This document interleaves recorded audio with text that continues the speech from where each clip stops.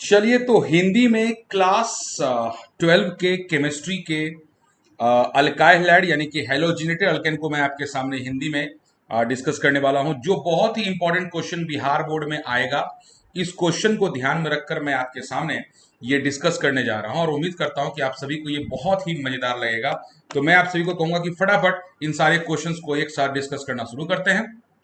हर question को discuss करूंगा और जितना मैं इस सीरीज में जितना भी वीडियो बनाऊंगा आप लोगों के लिए, इससे सिर्फ और सिर्फ मुझे आप लोगों से एक सपोर्ट चाहिए कि आप सब लोग मुझे कहें, मुझे मतलब क्या होता है एनकरेजमेंट, एक मतलब थोड़ा प्रोत्साहित करना होता है, सर आपने अच्छा वीडियो बनाया सर, मैं और भी वीडियो चाहता हूं, प्लीज सर और बनाइए। सही बता रहा हूं दोस्त, बनाता रह जाऊंगा। और अगर प्रोत्साहन नहीं मिलेगा तो ये वीडियो मेरा जाहिर सी बात है फिर आखिरी होगा, क्योंकि मैं हिंदी में पढ़ाता नहीं हूं, लेकिन आप सभी के लिए हिंदी में पढ़ा रहा हूं। तो चलिए शुरू करते हैं। सबसे पहले क्वेश्चन पे आते हैं। कहता है निम्नलिखित में से किस अल्काइल हैलाइड का जलांशन SN1 अभिक्रिया से होता है। सबसे पहले एक चीज समझिए, मैं यहां पर साइड में आपको एक चीज बताता हूं। SN1 अभिक्रिया जब भी लिखा मिले आपको, तो इसके लिए एक चीज याद रखिएगा, 3 डिग्री वाला सबसे ज्यादा अभिक्रिया करेगा, फिर 2 डिग्री वाला और फिर 1 डिग्री वाला। पहले इसको आप लोग समझ लीजिए। 3 डिग्री किसको बोलते हैं? जब कार्बन 3 कार्बन से जुड़ा होगा, मान लीजिए ऐसी स्थिति हो तो हम इसको 3 डिग्री बोलेंगे। 2 डिग्री कब बोलेंगे? जाहिर सी बात है जब कार्बन इस तरह से हो कि मान लीजिए ऐसी परिस्थिति लगी हो। 1 डिग्री कब बोलेंगे भाई? जाहिर सी बात है जब उसमें सिर्फ और सिर्फ एक ही कार्बन से वो जुड़ा हो।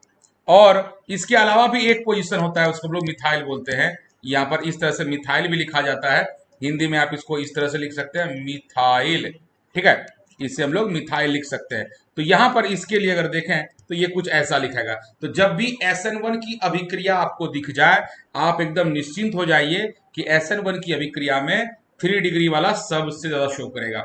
यहीं पर एक चीज और आपको सिखा देता हूं, अगर SN2 की अभिक्रिया पर पूछ ले तो याद रखिएगा मिथाइल वाला सबसे ज्यादा SN2 शो करेगा, उसके बाद 1 डिग्री, उसके बाद 2 डिग्री और उसके बाद 3 डिग्री। अब चलते हैं आपके इस क्वेश्चन पर, फटाफट देखिए कैसे बनता है ये क्वेश्चन। तो क्या कह रहा है इस क्वेश्चन में कि निम्नलिखित में से किस अल्काइल का जलांशन SN1 अभिक्रिया से होता है। तो ध्यान से देखिए, अगर आप ए वाला ऑप्शन को देखें तो ये 2 डिग्री है, आप बी वाला को देखें तो ये 1 डिग्री है, इसको देखें तो ये भी 1 डिग्री है और इसको देखें तो 3 डिग्री है, यानी आंसर आपका क्या हो जाएगा? डी। और यहां पर देखिए ये सारा का सारा क्वेश्चन जो मैं भी डिस्कस कर रहा हूं आप लोगों से, ये टोटल बिहार बोर्ड ने कभी ना कभी पूछा गया सवाल है, ये बिहार बोर्ड में पूछा गया सवाल है। तो समझ लीजिए कि आप एक तरह से पूरा का पूरा प्रैक्टिस कर रहे थे। ये पहला क्वेश्चन था। चलिए फटाफट चलते हैं दूसरे क्वेश्चन पर। तनु एवं अल्प क्षारीय KMNO4, तनु एवं अल्प क्षारीय KMNO4 के घोल को क्या कहा जाता है? उसको हम लोग बेयर अभिकर्मक कहते हैं। आंसर यहां पर सी हो जाएगा। उसको क्या कहते हैं? बेयर अभिकर्मक कहते हैं। जब भी ऐसा लिखा हुआ मिल जाए कि तनु एवं अल्प क्षारीय KMNO4 के घोल को क्या कहा जाता है, यहां पर याद रखिएगा उसे बेयर अभिकर्मक कहते हैं। तीसरी बात, प्रोटीन की हेलिकल संरचना निम्नलिखित में से किस बंध के द्वारा अस्थायी होती है?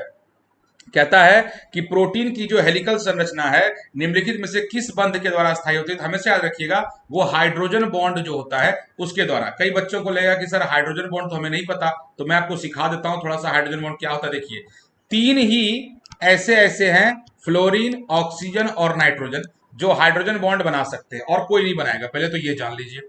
दूसरा, अब हाइड्रोजन बॉन्ड होता क्या? जैसे मान लीजिए कि आपने ये इस तरह का एक यौगिक बनाया, उसी तरह का एक और यौगिक मान लीजिए ऐसा भी है। अब मान लेते हैं कुछ देर के लिए कि इसके ऊपर माइनस चार्ज इसके पास और इसके ऊपर प्लस चार्ज, ऋण और धन वाली बात है, यहां पर भी प्लस और यहां भी माइनस। तो ये वाला जो फ्लोरीन है ये इस वाले हाइड्रोजन को अपनी ओर आकर्षित करेगा। आकर्षित करते हुए हम इसे 3 डॉट के द्वारा दिखाएंगे और इसे ही हम लोग हाइड्रोजन बॉन्ड कहते हैं। यानी कि हाइड्रोजन किसी एक कंपाउंड का जब किसी दूसरे कंपाउंड के फ्लोरीन, ऑक्सीजन या नाइट्रोजन से आकर्षित हो तो हम उसे वहां पर बनने वाले बंधन को हाइड्रोजन बंधन या हाइड्रोजन बॉन्ड कहते हैं। अब यहां पर आपको सवाल पूछा गया कि जो प्रोटीन है आपका, तो प्रोटीन की जो हेलिकल संरचना है, हेलिकल संरचना का क्या मतलब है? अब देखिए प्रोटीन का स्ट्रक्चर कुछ इस तरह का बोला जा रहा है, ये इस तरह का, ऐसे अगर इस तरह की संरचना है तो इसको हम लोग हेलिकल संरचना कहेंगे। तो कहेगा कि इसमें कौन सा बंधन होता है, तो याद रखिएगा उसमें हम लोग हाइड्रोजन बॉन्ड, यानी आंसर यहां पर डी हो जाएगा। डी यानी हाइड्रोजन बंधन यहां पर होती है। तो ये तीसरा सवाल था। चौथे सवाल पर चलते हैं। कहता है चौथे सवाल में, निम्नलिखित अभिक्रिया में यौगिक बी क्या है। यहां पर देखिए, इथाइल ब्रोमाइड को पोटेशियम साइनाइड से रिएक्ट करवाकर, अभिक्रिया करवाकर ए बनाया गया, और ए को हाइड्रोलाइसिस करवाया गया, यानी कि जलांशन करवाया गया HCl की मदद से, और फिर बी बनाया गया। तो इन्होंने बोला आपसे कि बी क्या है। अब इसको बनाते कैसे, जरा ये सीखिए। देखिए ध्यान से देखिएगा। यहां पर मैं लिखता हूं सबसे पहले इथाइल ब्रोमाइड C2H5Br है। ध्यान से देखिएगा, इसको आप जैसे ही KCN से अभिक्रिया करवाइएगा तो ये K क्या करेगा, इस Br को अपने साथ लेकर चला जाएगा। ये K क्या करेगा, इस Br को अपने साथ ऐसे KBr बनाकर चला जाएगा। और जब ऐसा हो जाएगा तो यहां पर बनेगा यहां पर बनेगा C2H5 और Cn लग जाएगा यहां पर। ध्यान से समझिएगा। अब जब ये सब लग जाएगा, अब यहां पर जब ये सब लग जाएगा तो अब आगे क्या होगा भाई। अब कहा गया कि इसका आपने किया हाइड्रोलाइसिस। समझिएगा बात को। हाइड्रोलाइसिस क्या मतलब, आपने यहां पर पानी से इसे अभिक्रिया करवाया। किसके उपस्थिति में, HCl की उपस्थिति में।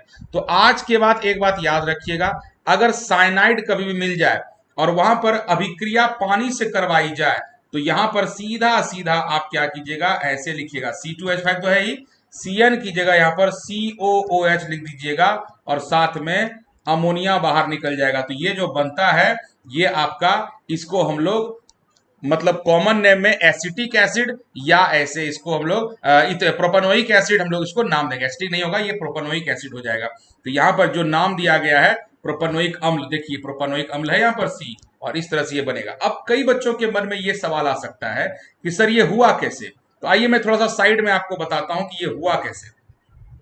ध्यान से सीखिएगा, बहुत मजा आएगा।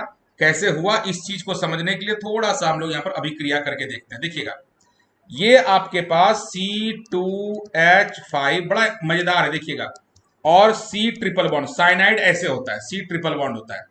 अब आपने इसे पानी के साथ अभिक्रिया करवाने का सोचा, तो पानी जो है वो इस तरह से टूटता है, H+ टूटेगा और OH- में टूटेगा, और जो नाइट्रोजन है वो कुछ इस तरीके से अपने इलेक्ट्रॉन को ये इस तरफ से अपनी तरफ खींचेगा, तो इस तरफ से नेगेटिव चार्ज आएगा और यहां पर पॉजिटिव चार्ज आएगा। ठीक है, ऋण और धन। तो जाहिर सी बात है, पॉजिटिव जो होगा वो निगेटिव की तरफ आकर्षित होगा, और ये वाला नेगेटिव ये इस पॉजिटिव की तरफ आकर्षित होगा।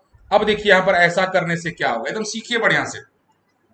ऐसा जब आप करेंगे तो क्या होगा, यहां पर ये C2H5 है, जाहिर सी बात है यहां पर OH आकर लग जाएगा, और यहां डबल बॉन्ड बचेगा और एक H लग जाएगा। पहले 3 था, एक टूट गया। अब देखिए पानी यहां पर जो लिखा हुआ है, उन्होंने ऐसा नहीं लिखा कि पानी कम मात्रा में है, तो पानी यहां समझ लीजिए कि अधिक मात्रा में है। तो एक बार फिर से पानी आएगा और फिर से वो टूटेगा H+ और OH- में।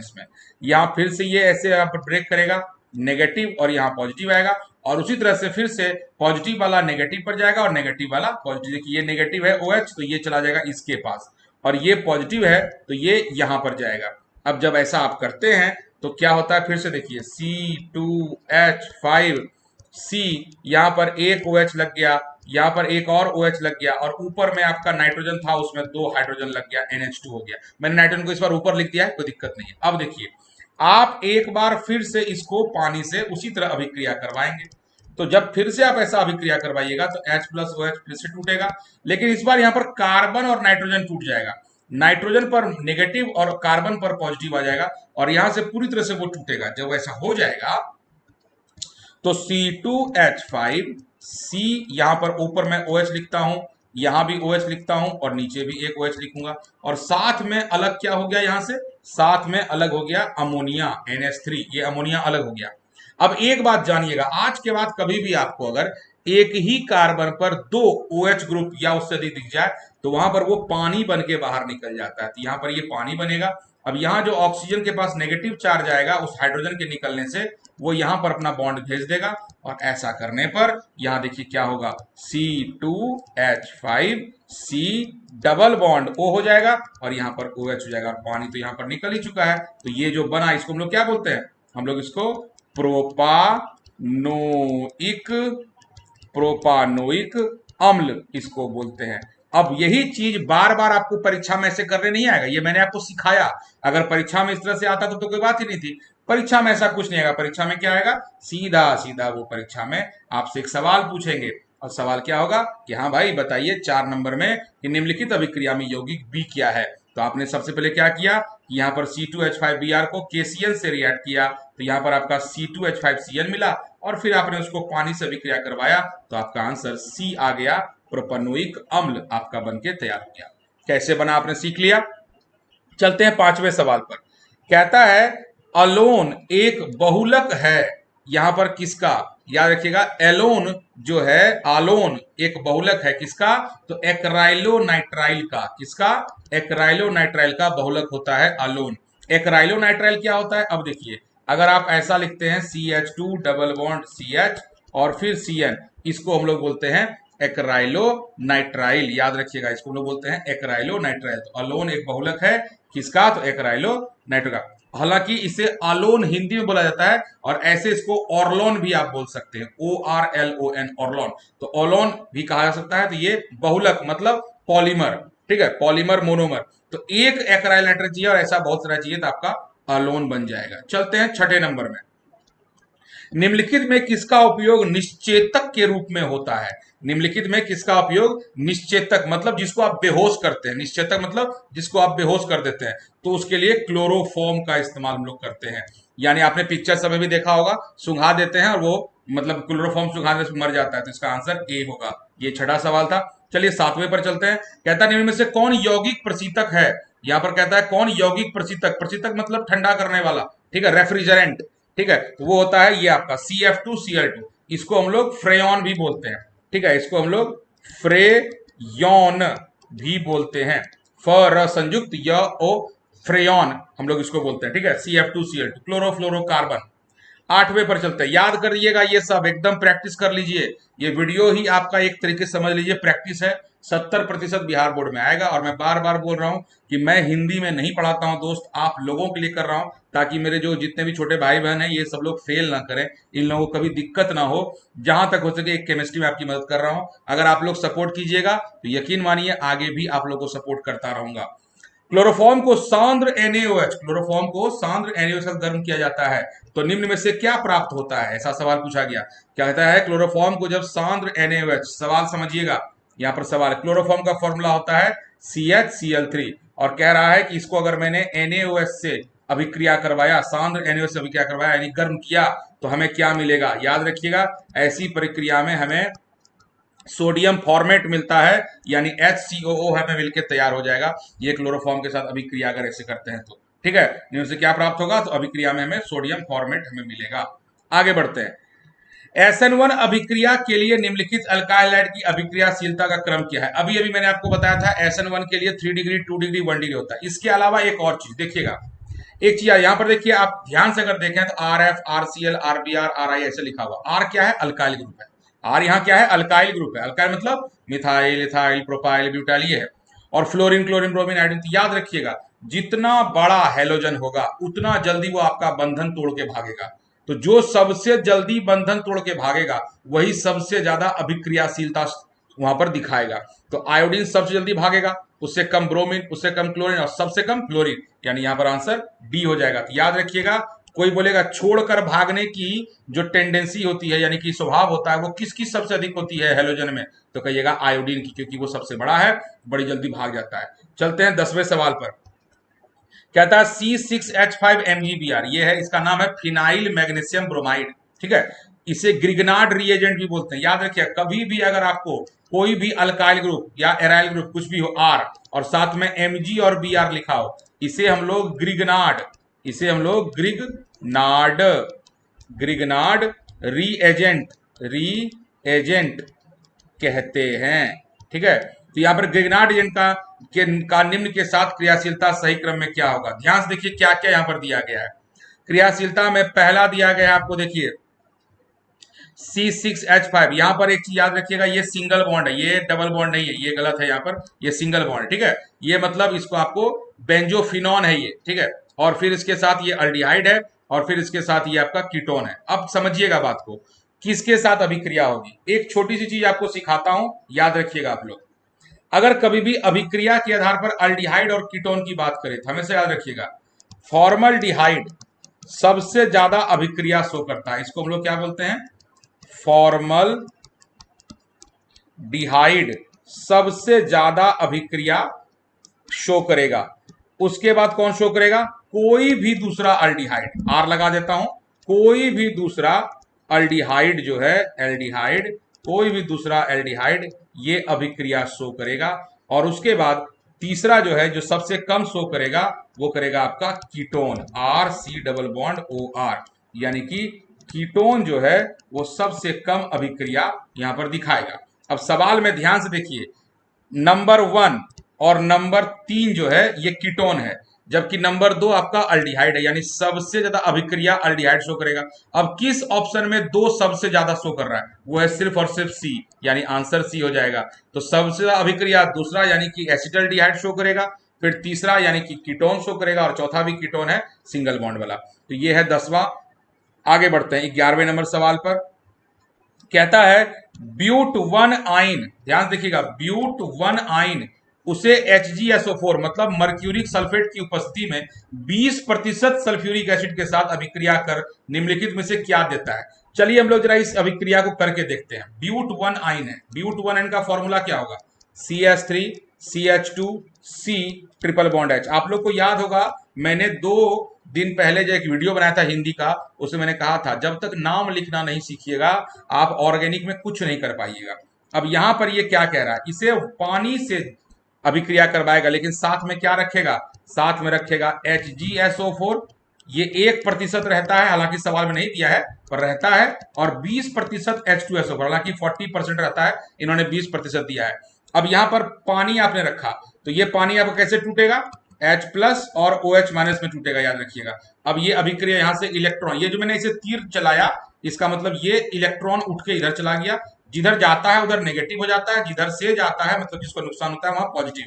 तो जाहिर सी बात है ये नेगेटिव वाला यहां पर जाएगा और ये यहां पर अभिक्रिया करके बनेगा। ऐसा करते ही CH3 CH2, देखिए C यहां पर एक OH लग जाएगा और यहां पर डबल बॉन्ड और फिर CH2 बन जाएगा। अब ये अभिक्रिया अगर मैं दोबारा कर, इन्होंने पहले ऑप्शन क्या क्या दिया है वो हम लोग देख लेते हैं। तो इन्होंने जो ऑप्शन दिया है वो कीटोन, अल्डिहाइड, फॉर्मल्डिहाइड ये सब दिया है, तो इसका मतलब ये अभिक्रिया एक बार और चलेगी। यहां पर एक और चीज कर सकता था, पर आपके लिए मैं थोड़ा सा आसान करूंगा, इसको ज्यादा मुश्किल नहीं करना है।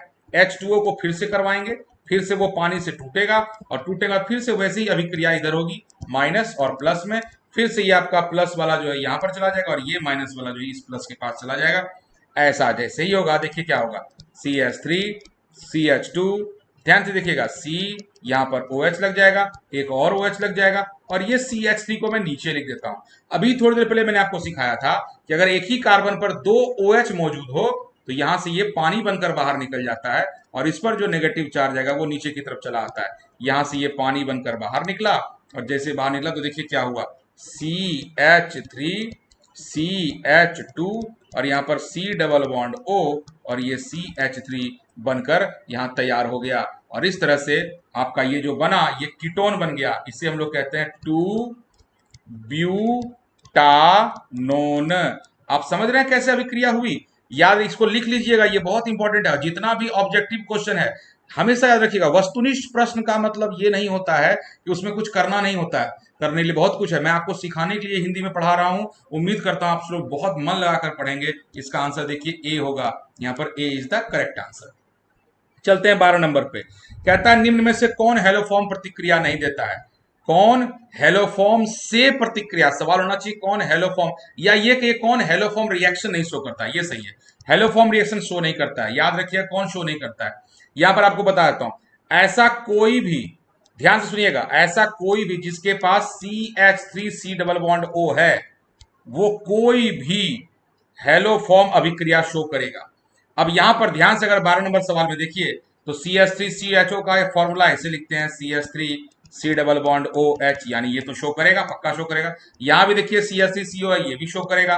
यहां देखिए CH3 ये भी शो करेगा। इसका मतलब कौन सा बचा, A, यानी फॉर्मल्डिहाइड शो नहीं करेगा, क्योंकि फॉर्मल्डिहाइड का फॉर्मूला होता है HC डबल बॉन्ड OH। इस तरह से फॉर्मल्डिहाइड शो नहीं करता। तो 12 नंबर का आंसर यहाँ पर ए हो जाएगा। हेलो फॉर्म रिएक्शन हमेशा रखे वही शो करेगा जिसके पास ये है। कभी बोलेगा हेलो फॉर्म अभिक्रिया कौन शो करेगा, तो देख लीजिएगा कौन। इसके अलावा एल्कोहल भी करता है, पर जब उसका सवाल आएगा तब बताऊंगा, अभी बताऊंगा तो आप कंफ्यूज कर जाइएगा। 13 नंबर पे आते हैं। क्या होता है जबकि CCl4 के साथ AgNO3 यानी सिल्वर नाइट्रेट की अभिक्रिया कराई जाती है?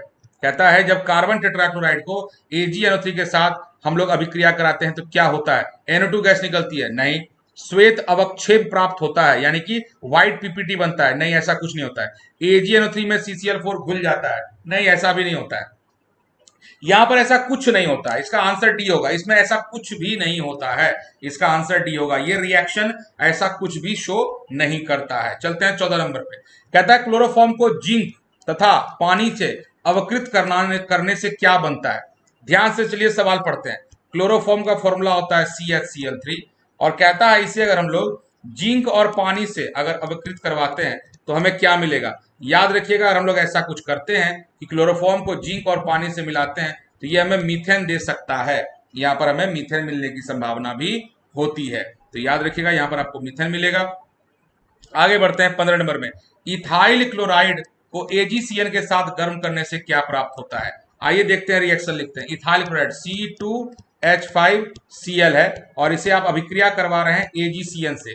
सीधा सीधा क्या होगा, यहां से C2H5 वही रह जाएगा और Cn इसके साथ लग जाएगा और साथ में बाहर निकल जाएगा AgCl। तो ये C2H5Cn को हम लोग क्या बोलते हैं? इथाइल साइनाइड बोलते हैं। ध्यान से देखिए, क्या इथाइल साइनाइड यहाँ पर ऑप्शन है? हाँ है, देखिए तो ए।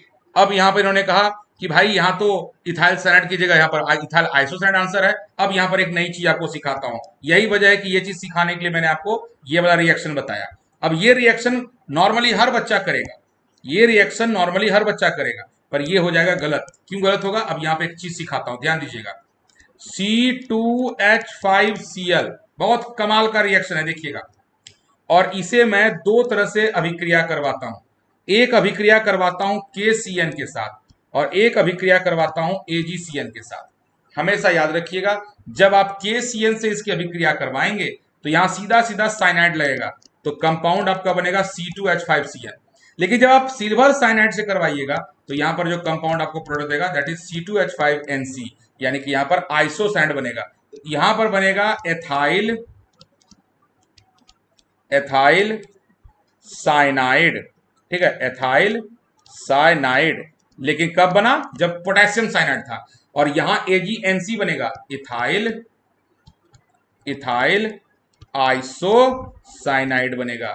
यहां पर बन जाएगा आइसोसाइनाइड, यहां पर बन जाएगा आइसोसाइनाइड। कमाल का ये क्वेश्चन है और बहुत बार बच्चा गलती करता है, इसलिए मैंने आपको पहले यही वाला बताया जो कि संभव नहीं है। तो यहां पर देखिए, लग रहा था ए होगा, लेकिन आंसर क्या होगा? इथाइल आइसोसाइनाइड, यानी कि बी। मैं डायरेक्टली आंसर देकर आपको नहीं बताऊंगा, बल्कि आपको पहले गलत भी दिखाऊंगा कि आपके पास एग्जाम में अगर ऐसा कुछ आदत रहा तो आप गलती भी कैसे कर सकते हैं। उम्मीद करता हूं आपको वीडियो अभी तक समझ में आ रहा होगा। जरूर कमेंट कीजिएगा कि सर अच्छा लगा, आप और वीडियो बनाइए, ताकि थोड़ा मुझे भी यार मोटिवेशन मिलेगा। आखिरकार आप लोगों के लिए समय निकालकर बना रहा हूं। 16 नंबर पे चलते हैं। कहता है कार्बाइल अमाइन अभिक्रिया से निम्न में से किस यौगिक की जांच की जाती है? आज के बाद कभी मत भूलिएगा, कार्बाइल अमाइन अभिक्रिया सिर्फ और सिर्फ 1 डिग्री अमाइन देता है। याद रखिएगा, कार्बाइल अमाइन अभिक्रिया सिर्फ और सिर्फ 1 डिग्री अमाइन देता है। सिखा भी देता हूं कि ये होता क्या है एक्चुअली में। देखिए, कार्बाइल अमाइन अभिक्रिया में 1 डिग्री अमाइन CH3NH2, कोई भी 1 डिग्री ले सकते हैं। मैंने ये ले लिया मिथाइल अमाइन। इस अभिक्रिया में क्लोरोफॉर्म होता है और साथ में होता है एल्कोहलिक KOH। जब आप ऐसी अभिक्रिया करते हैं तो यहां पर आपको बनता है CH3NC, मिथाइल आइसोसाइनाइड। साथ में KCl बाहर निकलेगा, साथ में HCl बाहर निकलेगा और साथ में पानी भी बाहर निकलेगा। ये 1 डिग्री अमाइन है। याद रखिएगा, 1 डिग्री अमाइन ही आपका क्लोरोफॉर्म से अल्कोहलिक क्यूएच के प्रेजेंस में अभिक्रिया करके मिथाइल आइसोसाइनाइड बनाएगा और इसको हम लोग कार्बाइल अमाइन अभिक्रिया कहते हैं। देखिए इसमें से कौन सा ऑप्शन 1 डिग्री है? देखिए सी वाला, ये 1 डिग्री है, यानी C2H5NH2 ये आपका 1 डिग्री अभिक्रिया करेगा। चलते हैं 17 नंबर में।